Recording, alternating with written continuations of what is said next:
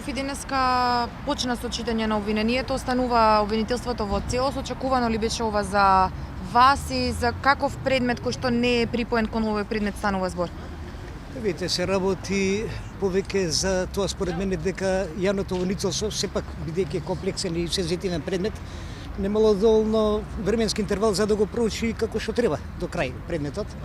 Според моје видување, бидејќи има две обвиненија кои се посебни обвиненија, тоа јавното обвинителство додел за организиран го немаше денеска предвид и практично го апсолвираше само првото обвинение каде што се опфатени петорицата обвинети, но не и обвинетиот сам Милјута кој е накнадо со засебно обвинение. Меѓутоа во понатамошната постапка која претходеше тие два предмета кривични се споени во еден, меѓутоа се работи практично за две обвиненија. Тоа беше од техничка природа практично што ние денеска на главниот претрес, бидејќи се води по стар закон за кривична постапка, прекинавме кај стадиумот на испитување на обвинетите.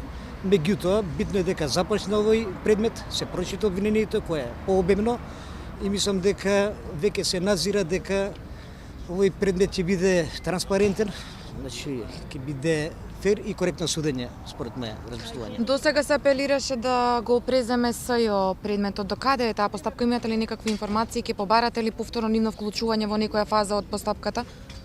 Како што сме ние информирани како одбрана, таа обвинителска истрага трае веќе подолго време кај специјалното јавно обвинителство, тоа е повеќе од една година и ние сметаме како одбрана дека СЈО ќе се инволвира во овој кривичен предмет, бидејќи постојат разговори и значи надлежноста е дефинитивно на специјалното јавно обвинителство.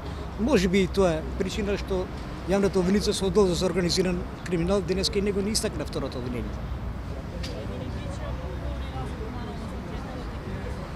Jo, nuk e kemi ditë, por nuk dihet se a do të jetë deri në fund ki prokurora do ta përfaqësojë këtë aktakus.